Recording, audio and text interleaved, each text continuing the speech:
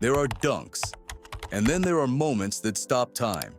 Moments that make the crowd lose its mind, the announcer forget what to say, and the defender wish they'd never jumped. From glass-shattering slams to mid-air poetry, dunking has become the heartbeat of basketball. It's not just about 2 points. It's about dominance, emotion, and pure, jaw-dropping spectacle. Some players rise, but a few of them fly. And when they take off, it's like gravity just gives up trying. These are the players who turn the rim into their personal stage. The ones who didn't just dunk, they made it hurt. Every jump told a story. Every slam left a mark. And every single one of these players changed the game in their own way. This isn't about who won the dunk contest or who had the most highlights. It's about the ones who brought electricity to every arena, who made fans stand up before the ball even hit the rim. From the smooth elegance of Clyde the Glide Drexler to the violent fury of Shawn Kemp, from the power of Shaq to the creativity of Vince Carter.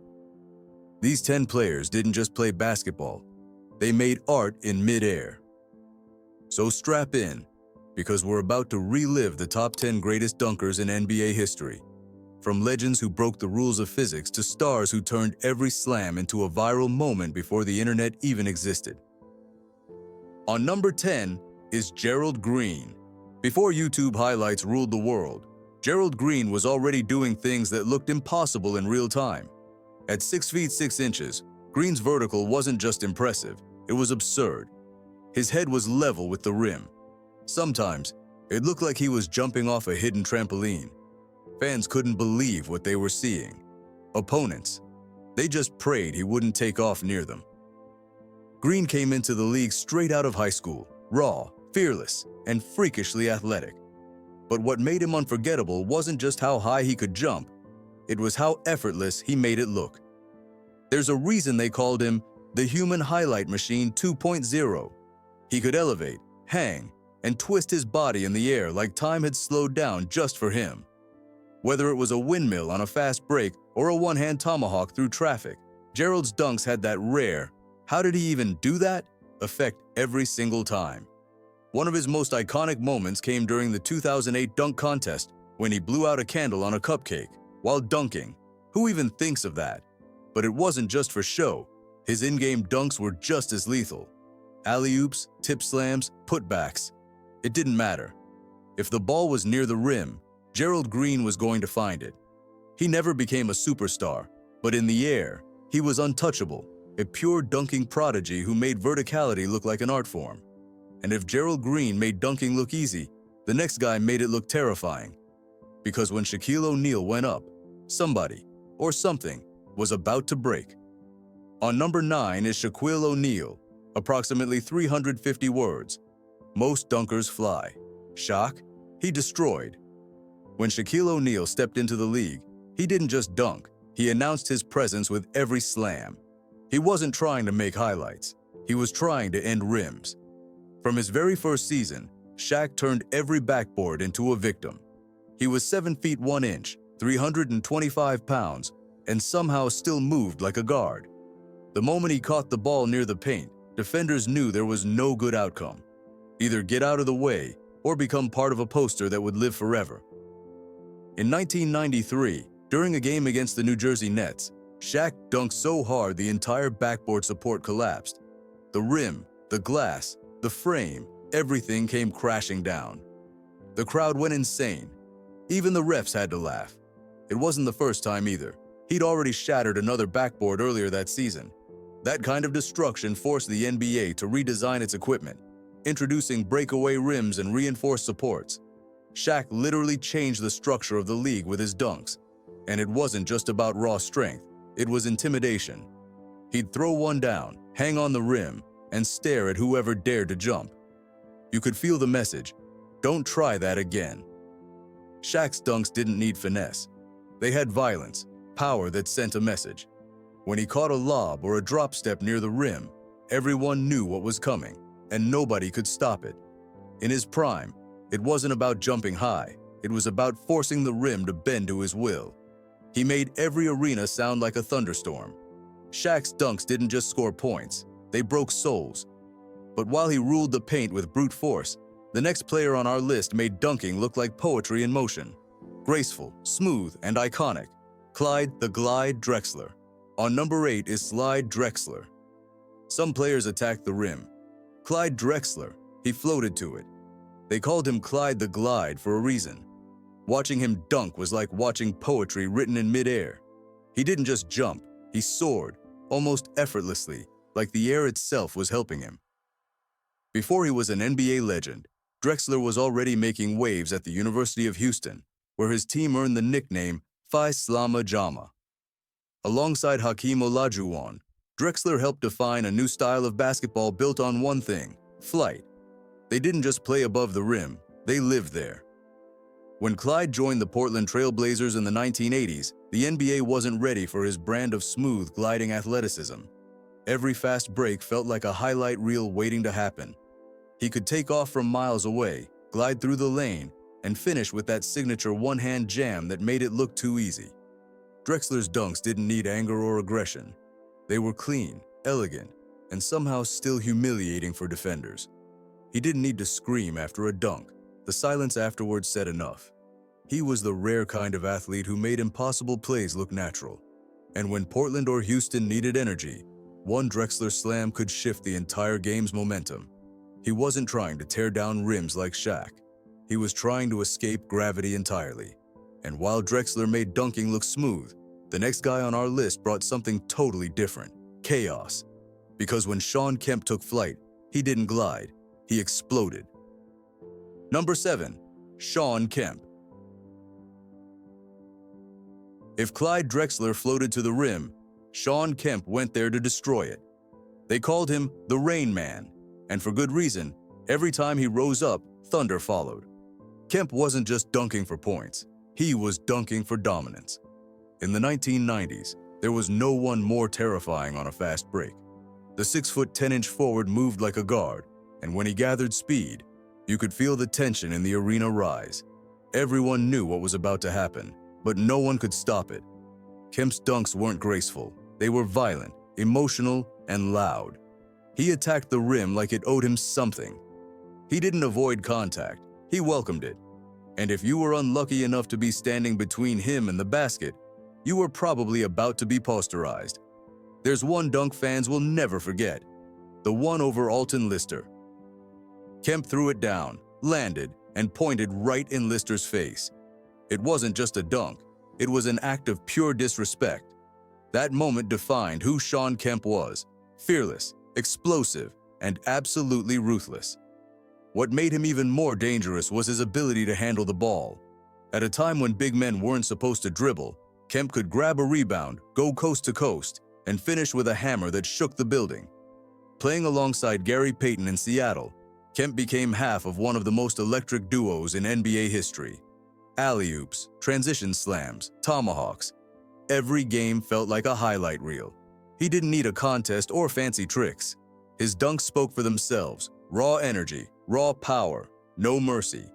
And if Kemp brought thunder, the next man brought destruction. Because Darryl Dawkins didn't just dunk, he obliterated everything in his way. On number 6 is Darryl Dawkins. Some dunkers make noise.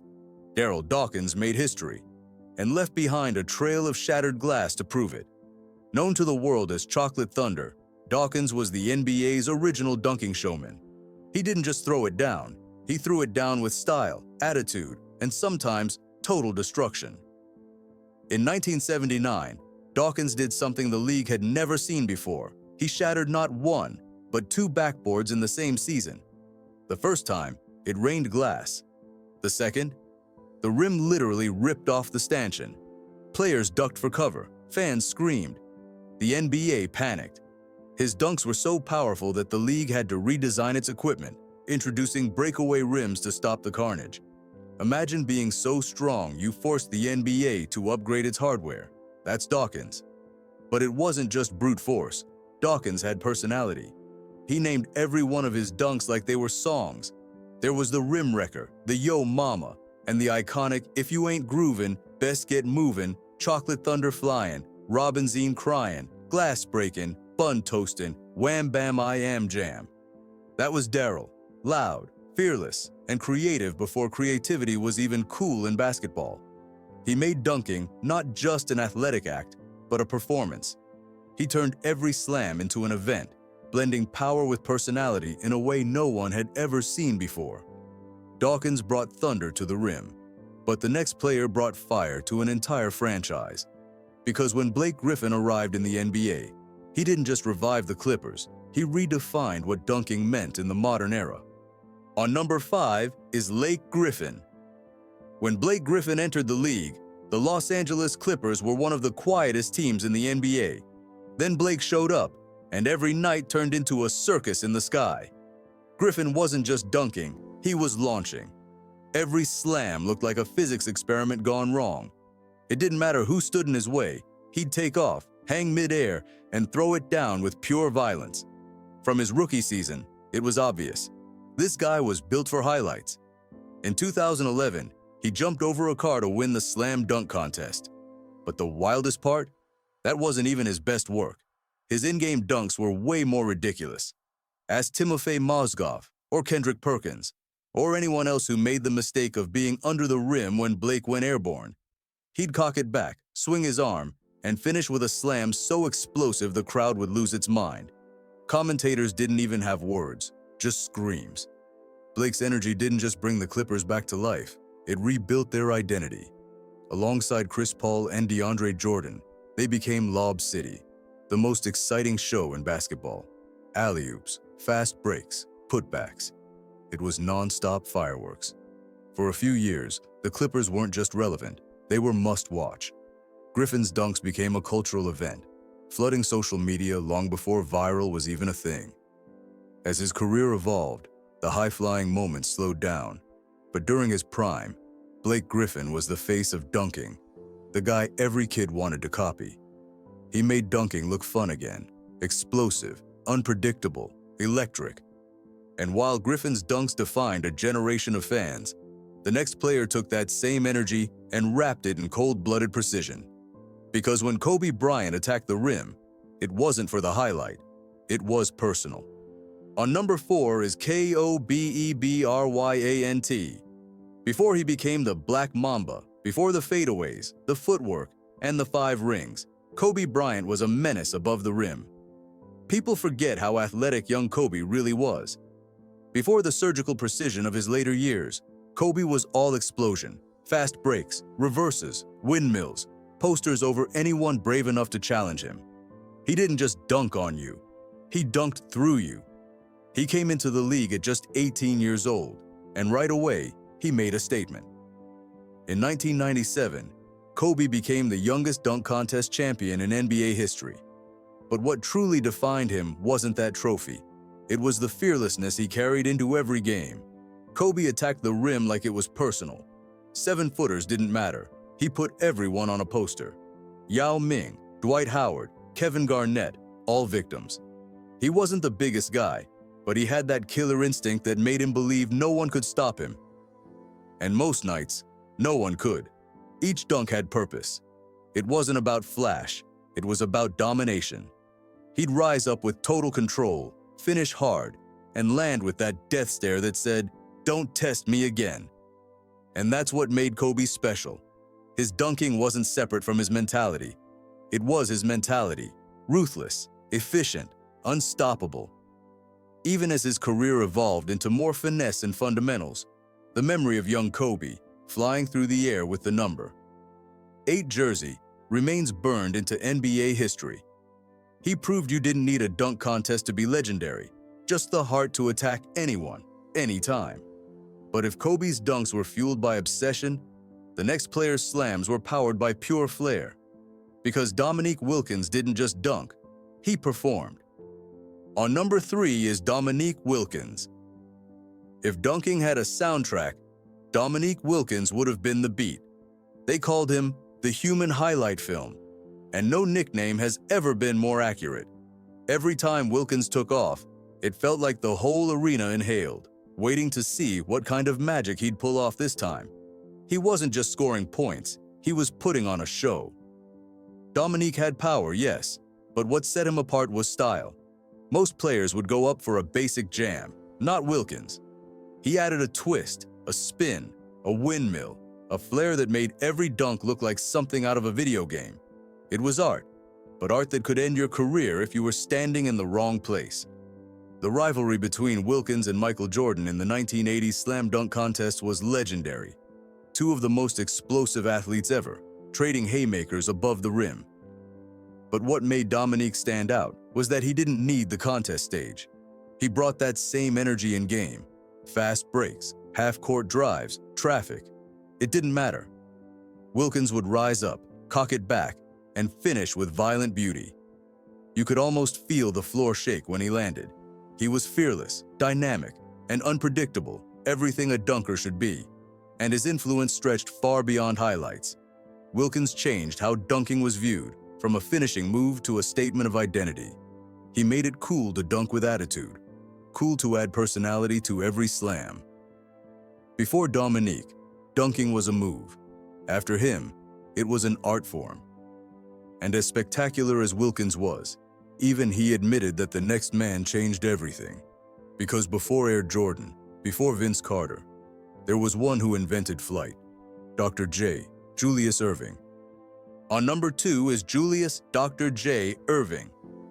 Before there was Air Jordan, before Vince Carter, before anyone took flight, there was Dr. J. Julius Erving, the man who invented flight. In the 1970s, the NBA was still a grounded league. Fundamentals, set plays, half-court systems, dunking. That was showboating, something to be avoided. Then Dr. J came along and rewrote the rulebook. Playing first in the ABA, Julius Erving turned the slam dunk into an art form. His game wasn't just above the rim, it was beyond belief. He'd take off from the free throw line, glide through the air, and finish like gravity didn't apply to him. Fans couldn't believe it. Opponents couldn't stop it. The league couldn't ignore it. When the ABA merged with the NBA in 1976, Dr. J brought his high-flying style with him, and at first, people didn't know what to make of it.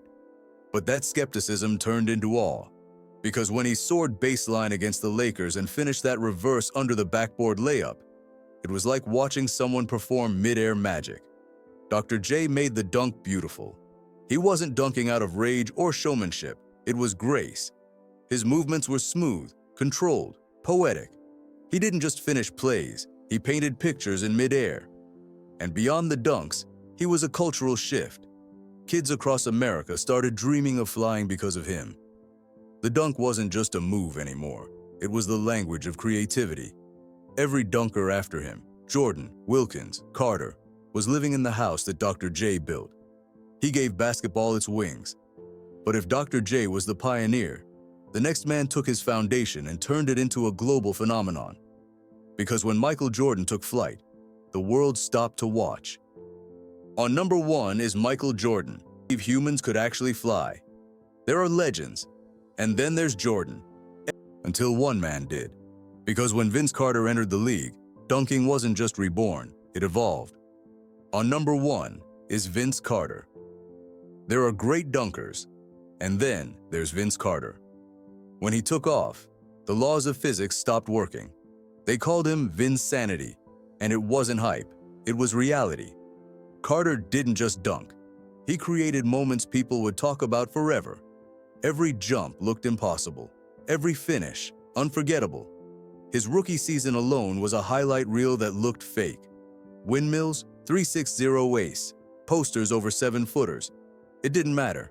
He had the power of Dominique, the hang time of Jordan, and the flair of Dr. J, all rolled into one, and he made it look easy.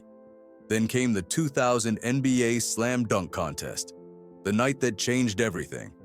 Between the legs, reverse windmills, a 360 that looked like slow motion.